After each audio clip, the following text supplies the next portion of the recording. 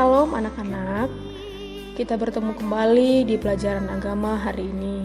Anak-anak, hari ini kita akan belajar tentang keluarga dalam perspektif iman Kristen.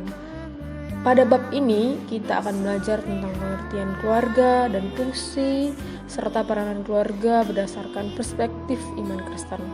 Dalam bab ini dibahas tentang arti keluarga berdasarkan para pendapat tokoh sosiologi keluarga berdasarkan perspektif iman Kristen dan fungsi keluarga menurut Alkitab. Dengan demikian, diharapkan setiap keluarga dapat berjalan dengan ideal dan harmonis. Diharapkan dengan belajar dalam bab ini, kita sebagai anggota keluarga mampu menjaga keharmonisan dalam setiap keluarga kita dan bersikap saling menghargai antar sesama keluarga.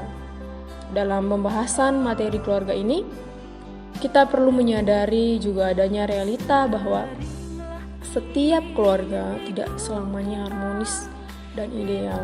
Ada kalanya sebuah keluarga mengalami permasalahan, perselisihan, atau bahkan perceraian.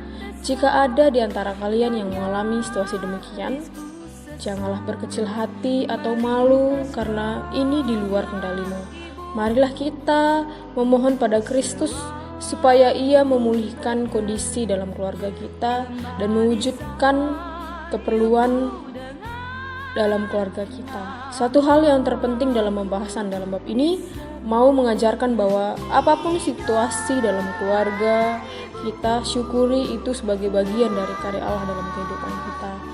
Anak-anak, sebelum kita belajar, mari kita bersatu dalam doa. Kita berdoa kepada Tuhan.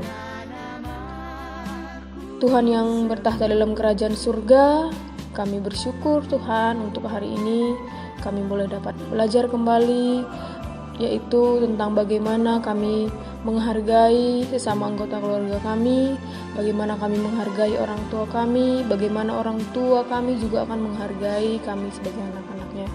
Tuhan berkati pelajaran hari ini agar berjalan dengan baik. Tuhan, inilah doa dan harapan kami, di dalam nama Yesus kami berdoa dan mengucap syukur. Haleluya, amin. Anak-anak, kita akan belajar tentang keluarga, ya. Seperti yang kita tahu bahwa keluarga itu adalah unit yang sangat penting dalam kehidupan kita, ya. Kita akan mengetahui apa sih itu arti keluarga. Kita boleh baca buku kita masing-masing kalau kita sudah punya buku di rumah, ya. Oke. Keluarga adalah unit terkecil dari masyarakat yang tersusun atas kepala keluarga yang berperan sebagai suami atau ayah dan beberapa orang yang terkumpul dan tinggal bersama dalam suatu tempat di bawah satu atap dalam kondisi saling membutuhkan dan saling tergantungan. Anak-anak yang dikasihi oleh Yesus Kristus, sejarah terbentuknya keluarga dalam Alkitab bisa kita lihat dalam perjumpaan Adam dan Hawa. Bagaimana ada unsur inisiatif Allah untuk menciptakan sebuah keluarga dalam kehidupan manusia, yaitu dari Adam dan Hawa, yang bisa kita lihat bahwa Adam merasa dirinya tidak lengkap dengan tidak adanya Hawa, maka Tuhan menciptakan Hawa untuk menjadi pelengkap dan menjadi teman untuk Adam. Dan seterusnya Adam dan Hawa memiliki keturunan Kain dan Habel dan seterusnya. Keluarga adalah hal yang sangat penting dalam kehidupan kita. Mengapa? Karena keluarga adalah tempat berlindung sesama anggota keluarga dengan fungsinya masing-masing. Apa sih fungsi keluarga dalam kehidupan manusia? Banyak hal fungsi keluarga yang ada dalam kehidupan manusia, yaitu fungsi pendidikan moral dan juga akhlak pada anak, fungsi sosialisasi kehidupan untuk anak, perlindungan untuk setiap keluarga anggota, pendidikan untuk penanaman ilmu praktik agama untuk anak maupun orang tua ataupun sesama keluarga, untuk penyedia kebutuhan ekonomi untuk anggota keluarga yang belum dapat memenuhi kebutuhan hidupnya sendiri, seperti orang tua yang menghidupi anaknya, fungsi biologis sebagai sebuah bagian untuk memperbanyak keturunan atau generasi penerus, fungsi kasih sayang, rasa aman, dan perhatian bersama keluarga. Begitu banyak fungsi keluarga dalam kehidupan kita. Jadi keluarga adalah hal yang sangat terpenting dalam kehidupan kita manusia. Anak-anak, ada beberapa fungsi keluarga menurut Alkitab.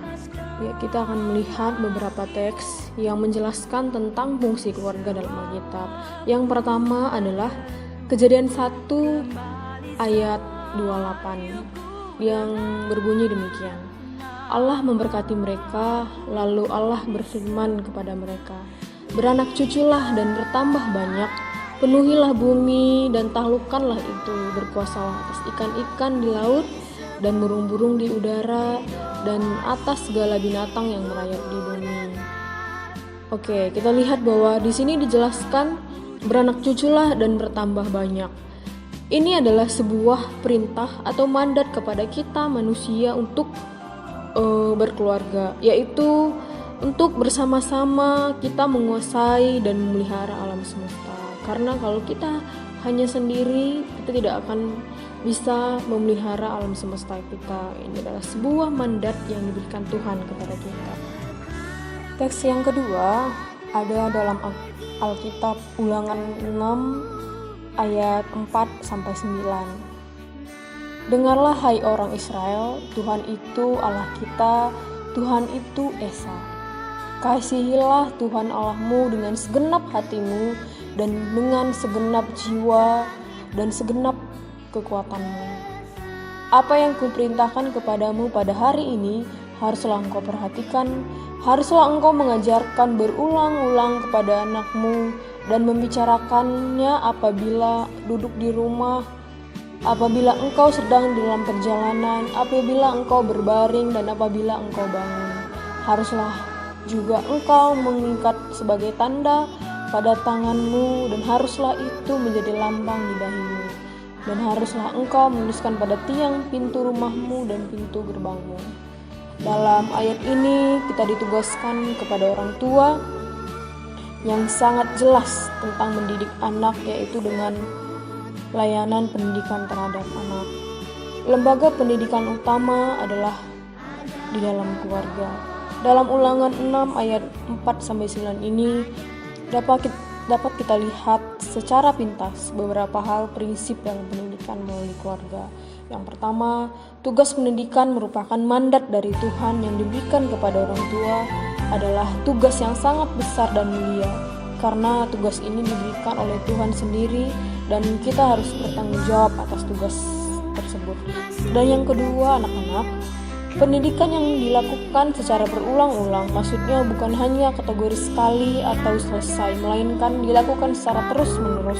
Dan yang ketiga, pendidikan dilakukan kapanpun dan dimanapun, artinya bahwa orang tua bertanggung jawab atas pendidikan meskipun bisa berkolaborasi dengan sekolah ataupun yang di gereja. Anak-anak yang dikasihi oleh Yesus Kristus, jadikanlah Kristus yang menjadi dasar dalam kehidupan keluarga. Mengapa? Karena Allah adalah Tuhan yang sangat mencintai keluarga, seperti perkawinan yang di Kana misalnya, di mana Tuhan sudah mencukupkan segala sesuatu yang kurang pada saat itu. Begitu juga dengan keluarga kita. Tuhan Yesus akan selalu mencukupkan apapun yang menjadi kebutuhan keluarga kita. Dalam pembentukan keluarga itu ibaratkan seseorang yang ingin membangun rumah. Tentunya juga kita harus memperhatikan dahulu konstruksi tanahnya, apakah lembek ataukah keras misalnya, atau juga di atas karang atau di atas pasir. Dan kita juga memperhatikan bahan-bahan atau material yang kita gunakan pada saat membangun. Dan jika standar ini sudah dipenuhi, niscaya bangunan itu akan menjadi kokoh berdiri. Demikian juga dengan keluarga kita. Jadi sesama keluarga haruslah berpedoman dalam kasih Kristus dan jalan bersama-sama. Untuk itu, kita saling menaati firman Tuhan dan menunjukkan kasih terhadap sesama anggota keluarga kita. Karena dengan kasih, maka keutuhan keluarga akan berjalan dengan baik.